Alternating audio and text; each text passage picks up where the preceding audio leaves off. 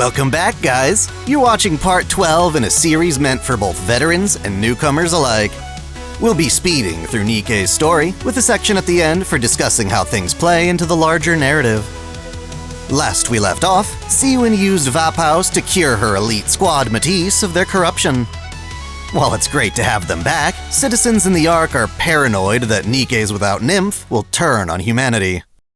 In order to solidify their reputation as heroes, Syuen has planned a horrible media stunt where Matisse will save the Ark from raptures. Nefariously, she aims to lure raptures in and have her Nikke's clean up the mess. Problem is, Matisse doesn't know about this scheme and are led to believe they'll be activating a new shield for the Ark from an institute on the surface. The commander reluctantly plays along with the deception, unsure how to make things right for the newly cured squad. His own squad, the Counters, follow along from a distance as backup, making sure to stay out of view of the drone cameras surrounding Matisse.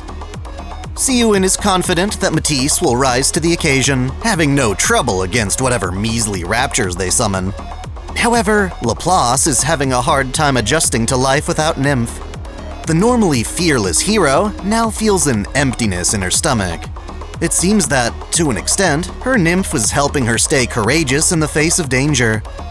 Maxwell, the team's brain, correctly suspects there's something fishy about our operation, but follows orders anyway. Eventually, we reach the Institute where Matisse is supposed to activate a new barrier for the Ark. All they need to do is press a single button. Naive as ever, Laplace reaches for the button, but we try to stop her at the last minute. We just can't bring ourselves to let a hero like her commit something so heinous. Even though we grab her hand, Laplace simply presses the button with her other hand. Rather than erect a barrier, the Institute emits a loud rapture calling signal. There's no going back now. Like it or not, Matisse will have to protect the Ark from these new incoming raptures. Understandably, they're not happy about being tricked. To make matters worse, the building we're in collapses, reminding Laplace of when she was corrupted by tentacles. This triggers a panic attack, so her teammates have to carry her to safety. Obviously she wants to fight, but her body won't respond properly. Laplace is so scared that her weapon system won't activate. All of her heroic aspirations crumble away, leaving Syuen in a bad spot. Not wanting to take the fall for her own stupid idea, she threatens to pin it all on the commander, which doesn't help matters one bit. With or without Laplace's help, we need to stop those raptures. That said, it's terrible seeing Laplace in this sorry state.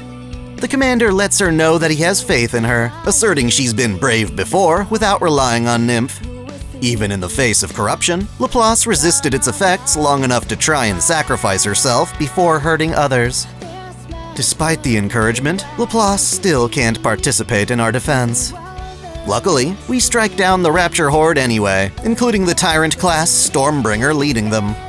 However, that luck runs out when a second swarm surrounds us from behind. Yet again, Laplace freezes up in front of the enemy, and when shot at, the commander runs in and takes the bullet to save her. One by one, she watches as her squad mates and the Counters are struck down. She desperately wants to run away, but ultimately chooses to honor our faith in her. Facing her fears, Laplace steps up and activates her weapon. All on her own, she tears through the remaining raptures, proving to herself and the Ark that she is indeed a hero. It was a dangerous gamble, but it ultimately pays off. Syuen and Matisse are praised by the public for a job well done. They have no clue they were tricked, and finally stop complaining about whether or not Nikke's have their Nymph. The central government, however, berates Syuen, knowing full well she orchestrated the whole mess. Strangely though, Enoch doesn't do anything to punish the brat for risking the Ark for her own reputation. No, the one to put Syuen in her place is actually Laplace, who begs her not to do anything evil like this ever again. Laplace vows to become stronger, strong enough that Syuen won't have to stoop to the level of villainy. Let's just say, being scolded by her own prized creation doesn't exactly make Syuen happy. She curses the idea of being called evil, especially from the one Nikke she believed in the most. Still, more confident than ever, Laplace slides into the hospital to thank the commander for believing in her. She then makes a dramatic exit through the window. Yup, she's back to her old self alright. Normally, our participation in this farce would count as treason, but Anderson reasons Enoch isn't handing out judgment because, for as dangerous as things were, the stunt helped give people a well-needed wake-up call. By instead capitalizing on the mission's success, the Ark can bring its people together under a common threat. Not only are we not punished, but Anderson is also very excited about our plan to visit the Vaphaus Institute Rapunzel told us about. Now that the Ark seems more accommodating of fully autonomous Nikkes, he hooks us up with a ton of supplies for our next outing. Of course, there's one person who's not pleased by any of this. Crow, who spread Nikke-phobic sentiment in the first place, complains how we ruined her plan. She openly admits to her John Doe conspiracy, which should be more than enough to have her imprisoned, yet our soft and stupid commander opts to meet her challenge face on. Crow's not done conspiring against the Ark, and makes Uni her next target. Uni's got more than enough reason to hate the Ark, specifically Syuen, but can't do anything because of her inhibitors. Crow convinces her that the commander is looking for Vaphaus on the surface so that she can gain the ability to hurt humans. The mentally unstable Nikke buys this false narrative, as it fits her wicked yet understandable desires. There's one last thorn in our side before embarking on our next quest. Birmingham, who's still sour about Marion getting away, suspects we might be going to see her. Thus, he sends his own personal Nikke, Papillon, to spy on us. As of making this video, Papillon is still stuck in NPC jail, specializing in espionage over combat. She cozies up to Birmingham with ambitions of ascending rank within the central government. According to Yulha, she's a conniving bitch whose flirtatious wiles are only a front to deceive people. Well, for as skilled as she's supposed to be, it actually doesn't take long for the counters to catch Papillon following us. When caught, she tries to save face by proposing a mutual exchange of intel. Since there's not much she has to offer on her end, though, we instead tease her about the true purpose of our mission. We make it clear we have no intention of informing her, so she insists on joining us to figure it out herself. She keeps bothering us as we make our way to the Vaphaus Institute, where Anachiro was first cured of her corruption. Unfortunately, there aren't any bullets left because someone beat us to the punch. Enter Johan, a former commander from the Ark who now works with a force called Eden. He and a squad full of brand new pilgrims burst in and attack us after claiming the building's only remaining Vaphaus bullet. They need it to combat heretics, deeming the commander's desire to free Nikkes a frivolous use of such a precious commodity. The very idea of squandering Vaphaus to liberate the Nikkes pisses Johan off, so he has the commander tossed out of the institute and then alerts raptures to our location. What a bastard! So, just who is this Johan? Well, after humanity locked itself away in the Ark, they would eventually amass military forces to attempt reclaiming the surface. This happened twice, marking the First and Second Surface Reclamation Wars, both of which ended in failure. Even so, at the time, people began getting their hopes up. Johan was a rising star in the Ark, fighting in the Second War under the nickname New Hope. He and his comrades fought using hundreds of newly designed weapons, almost all of which were abandoned on the surface. Still, much of his guerrilla warfare tactics became the standard for how commanders and Nikkes interact on the battlefield. The central government had considered abandoning human soldiers altogether, but Johan single-handedly reversed their decision. Despite his dedication and success, he wound up incurring some severe wounds and was subsequently arrested for treason. He won't talk about the details, but it's clear that experience made him hate the Ark, forcing him to escape to the surface. That was around 60 years ago, and to survive, he had his body almost entirely augmented with cybernetic parts. This allows Johan to fight raptures all on his own, and certainly overpower us in a duel. Even so, he resumes his role as commander for his current squad, Inherit. Let's take a step back and recall where we last left Dorothy. She, a proud member of the Goddess Squad, protected humanity as they took shelter in the Ark, only to be denied entry unreasonably. While the other goddesses continued their mission under their new squad pioneer, Dorothy couldn't bring herself to forgive the Ark and has since been establishing her own utopia on the surface. That utopia is Eden, a settlement that strives to treat all its denizens equally without codependence. In another sense, it means Eden only accepts those, human or Nikke, who can prove themselves strong enough to survive on their own. The Inherit Squad is made up of abandoned Nikkes who passed Dorothy's test and joined what she hopes will be a new generation of goddesses. Of course, deep in her heart, nothing can replace her former squad, and since she can't return to the past, she's desperately trying to forge a new path. Inherit may not be quite as remarkable as the original goddess squad, but let's take a look at each of its members. Harran, or the Witch, is a necromancer of sorts. Her scythe releases particles that cause corrosion in her enemies, forcing them to break down. Inversely, her particles can also repair damage, reviving fallen raptures on command. There was some initial fear that Harran might wind up corroded by her own particles, but luckily she's immune to them. Like many Nikkes at the time, Harran used to admire the goddesses and burned herself out trying to reclaim the surface for the Ark. After her core was damaged, Harran's allies thought to use her as bait for raptures in their escape. Motivated to confront her betrayers, she clung to life long enough to find that they too had been used as bait, dying in an attempt to send a distress signal. This made her realize the government only saw her and other Nikkes as lambs being sent to the slaughter.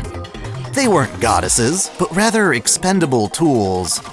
Harran's hatred for the Ark made her a perfect candidate for joining Eden, and was the first Nikke to pass Dorothy's trials. In exchange for Eden fixing her half-broken core, she pledged herself to fight on their behalf. She has since turned herself from prey into a strong predator, hunting raptures with an air of superiority. Having received some upgrades from Eden, she can now distribute her corrosion particles with the help of mechanical crow familiars. In her Bond story, Harran first encounters the commander when he's lost on the surface. Without his squad or any other lifeline, he has no choice but to rely on Harran and do her bidding. This involves carrying her luggage and gathering materials used in beauty products she makes for herself. She brews things like conditioner in a pot, just like a witch would. During our time together, she wants to make us into her follower and is annoyed by our ambition to return to the Ark. By the time we part, she swoops in and kisses us before vanishing into a flock of crows.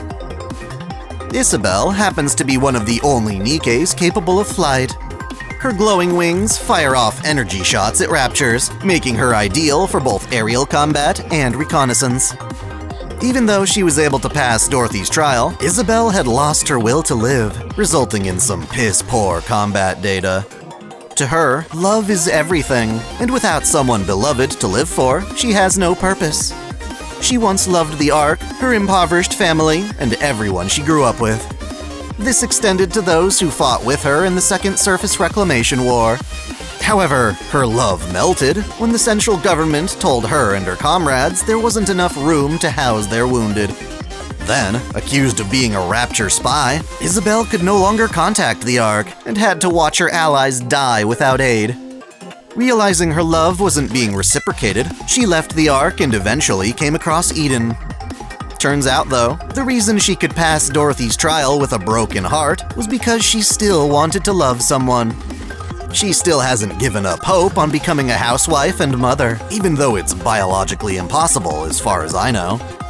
Her prime candidate for husband happens to be the commander, whom she once saw treating his Nikkes well while on patrol. Thus, in order to let Johan beat us up, she had to hold back her feelings. In her Bond story, however, Isabel takes the chance to treat the commander like her husband. We play along as her spouse until she's done treating our injured leg. Isabel plans to use this chance to smash the commander at night, but is cock-blocked when the counters send out a signal flare. Rather than unite the commander with his squad, she tries to keep him all to herself. Turns out, she was the one who stranded him in the first place. Ultimately, Isabel's attempt to take us hostage fails, with the counters rescuing us from her sealed wedding cottage. Isabel and the commander never do have that romantic evening, but that doesn't stop her from secretly stalking us from afar. Given how in-game, Nikke's battles all have a time limit, defense is usually seen as a chore. In the narrative, however, it's more important than ever. Noah is a young girl whose ability is protecting others with a shield. Like her inherent comrades, she found herself abandoned on the surface, where Johan found and recognized her potential. During training, though, he tends to scold Noah. He's harsh, but is only doing what he can to curb her timid personality. Without the actual fear of dying, she just can't conjure the same bravery she did during Dorothy's trial. Thus, Noah has a hard time accepting she's earned her place in Eden, especially when her former allies gave up on her. Rather than feel intimidated by her current situation, Harran suggests she force herself to be arrogant, projecting forward a more confident version of herself like a shield. Basically, Noah's a brat because otherwise, she'd be too scared to move on.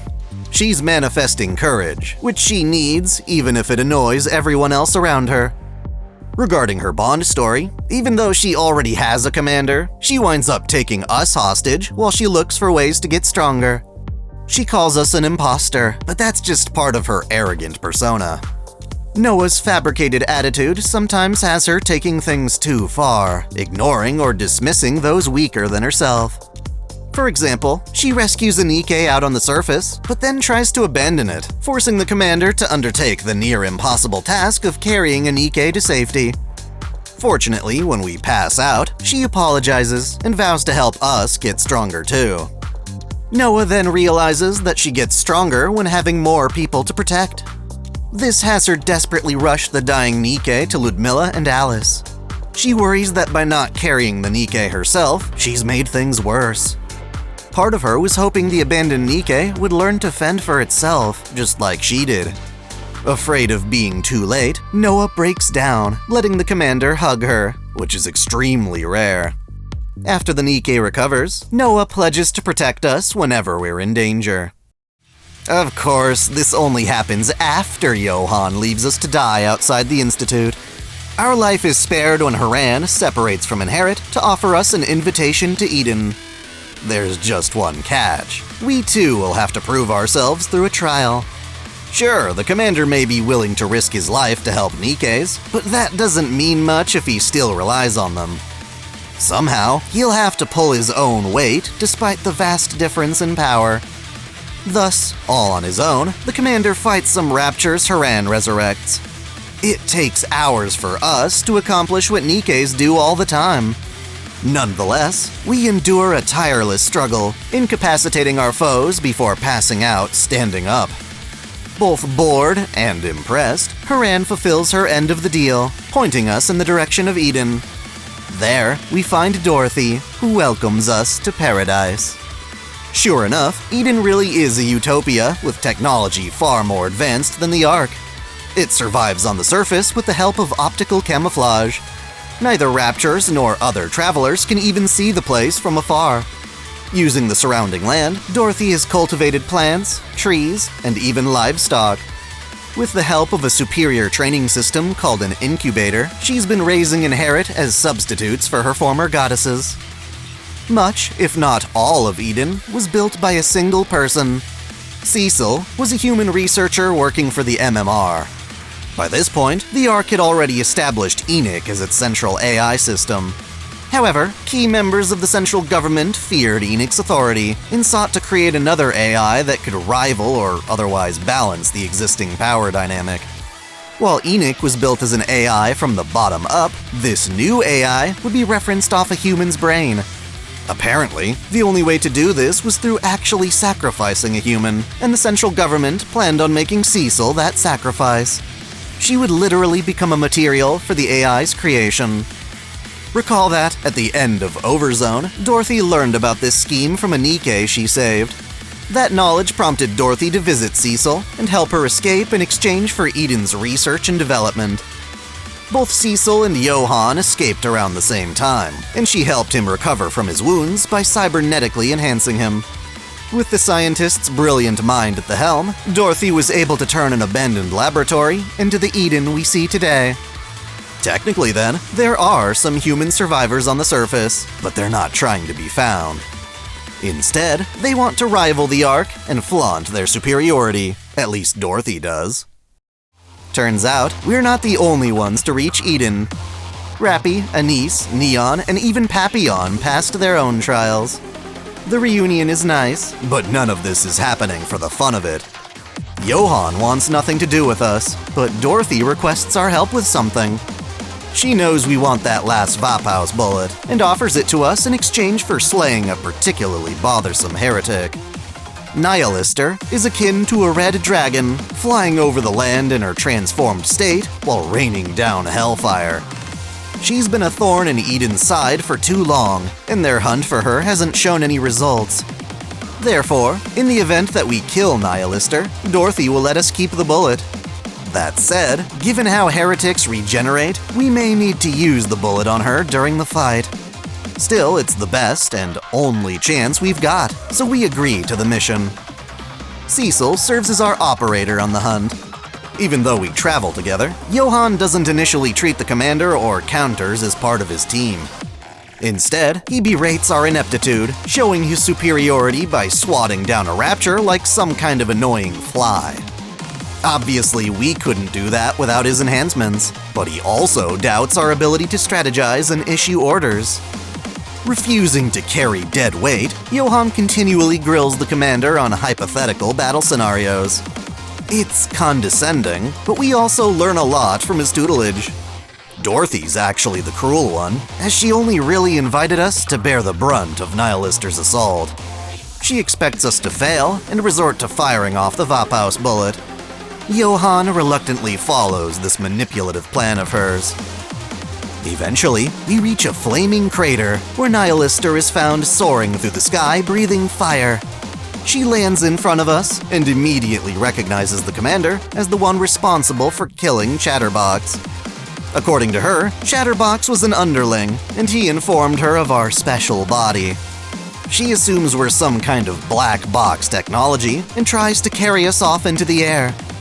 Refusing to let their commander get kidnapped again, Rapi, Anise, and Neon cling to her tail and hitch a ride to her territory. Dorothy watches from afar, intending to let us struggle on our own.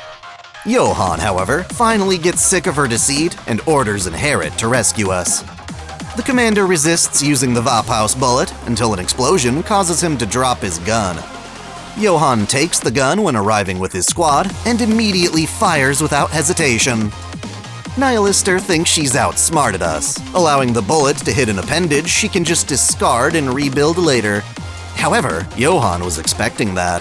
The first shot was a decoy, with a second bullet actually containing the Vaphaus. As intended, the substance courses through her body, causing her to break down in pain. Robbed of her ability to regenerate, Nihilister gets desperate, asserting she's still worth keeping alive. She confesses that she's been wanting to kill the Rapture Queen and knows how to do it. According to her, the Queen can be defeated if we can get our hands on its predecessor, or something she calls Lilith's body. This, of course, refers to Lilith, or Lillyweiss of the Goddess Squad. As an audience, this is baffling news. How could the Rapture Queen's predecessor be a Nikke? Were the Raptures man-made? What exactly is going on?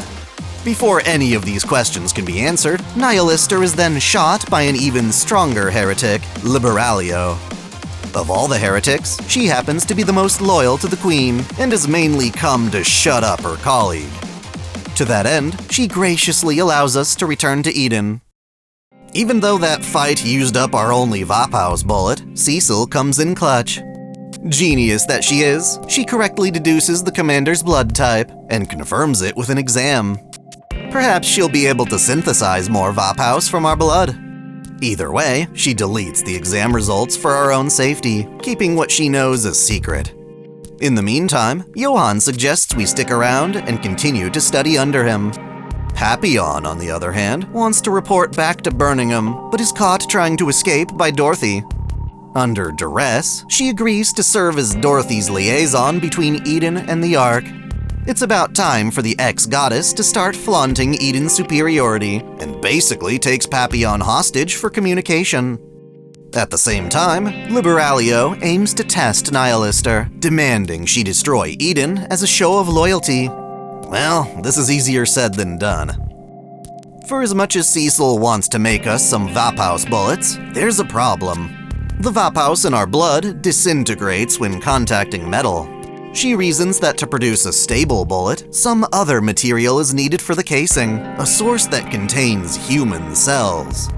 Strangely enough, there actually is such a thing, or was rather.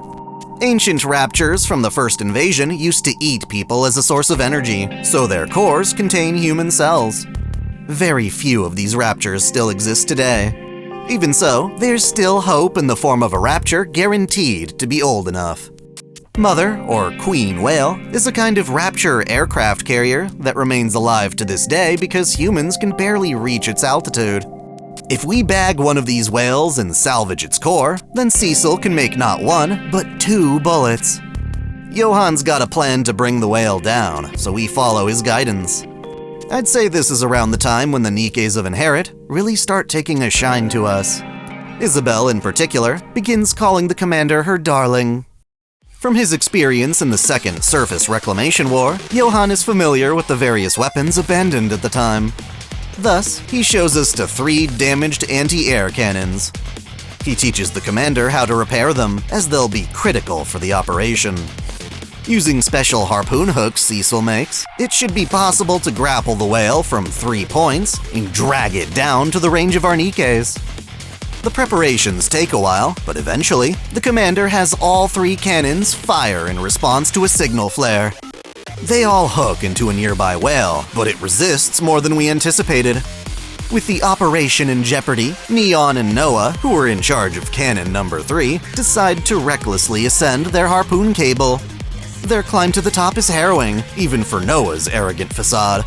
Even so, their plan pays off when they reach the whale and detonate its propulsion system. Without as much oomph, the whale finally lowers altitude, and the counters smoke its ass. Now, all we have to do is haul the whale's large core all the way back to Eden. With the proper materials, it's not long before Cecil produces 2 bullets, each of which is 10 times more potent than the one recovered from the Institute. One of these bullets goes to Johan, who still plans on using it to slay Nihilister. We, however, want to bring our bullet back to the Ark so it can be mass-produced. Even though Cecil is capable of making them, we can't keep relying on her. Ultimately, we need the Ark to learn how it's done. Thus, it's time to depart from Eden, and on our way out, we learn that Papillon will be staying behind. To an extent, she's being held captive so we don't go leaking any of Eden's secrets. The commander doesn't realize Dorothy wants her to serve as a pawn in negotiations with the Ark.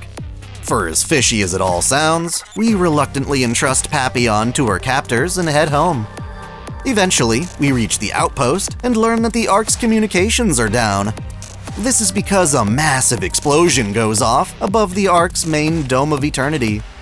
It opens a gaping cavity to the surface through which raptures can crawl and drop in from the fake sky. We've got a full infestation on our hands. Hey guys, Dai-chan here, which means it's time for some spoiler-filled discussion. This little excursion to Eden plays a huge role in the overall plot. While Dorothy was willing to show off most of Eden's state-of-the-art innovations, she left out the most important piece. Eden itself is a weapon meant to annihilate the Rapture Queen. Dorothy knows that the Queen is up in space. After all, her old mission was to ride an orbital lift right to the Queen's location. In the event that the Queen tries descending from the sky, she, Johan, and Cecil have prepared the ultimate weapon, Eden's Spear. It's essentially a concentrated pillar of light that can fire up at any time, channeling all of the city's energy reserves into a single blast. It's unfortunate that Liberalia later claimed the spear for herself, using it to destroy the atmospheric bubbles, keeping the Queen from returning. The very thing meant to slay the Queen is instead used to welcome her. I think it's safe to say that much of Eden's potential was wasted by Dorothy's mismanagement. Even though she had a real Ark rival on her hands, it just wasn't enough for her. Rather than treat Inherit like the new awesome squad it was, she only ever saw them as a failed replacement for her previous teammates. Ironic then how both Inherit and the original goddesses would team up to fight the Queen, all while Dorothy fucked around in the Ark. This resulted in Inherit's catastrophic demise during the Goddess Fall event. There are some players who hate how this occurred, demanding that all of their precious waifu stay alive to the end. Oddly enough, this is the one game format where that doesn't bother me much. After all, you can still use dead Nikkes in your party. That's kind of the whole point for Red Hood. Maybe I'm just desensitized after my precious Musashi went data lost. I already covered this in a previous segment, but Lily-Weiss's body really was treated as the perfect tool for slaying the queen. Earlier, Liberalio swiped Lilith's head when the queen requested it, but could no longer find the body after Nihilister got to it first. That one bullet Johan receives is used to pump Lilith full of Vaphaus and effectively poison the queen. The bigger question remains, why? As of now, we still don't have a definitive reason why Lily-Weiss is so compatible with the queen. Was one really the predecessor for the other? I really wouldn't be surprised if Nikkes and Raptures were both created from the same initial experiment. Nihilister is a very interesting character, given how she really is plotting against the queen. Her motive is rather nuanced, as she hates both the queen and humanity. The only reason she ever teams up with us is because we've defeated her, and she still wants to destroy at least one of her foes. Personally, I suspect there's more sentiment hidden behind Nihilister's tough facade than she's willing to expose. All the heretics should have some knowledge of their time as ordinary Nikkes, perhaps even going back to their lives as humans. Even though she's no longer with us, Nihilister still has a role to play in this story, if only through investigating her past. Our next episode should prove to be one of the best, as I plan to cover the entirety of the terrorist arc in one go. This section of the story had me glued to the edge of my seat, and I hope you're just as excited as I was. Until then, be sure to check out this series' full playlist on my channel page or after the credits. We're still in desperate need of new channel members, so please consider signing up to the channel or joining via Patreon. As always, celebrate your fandom!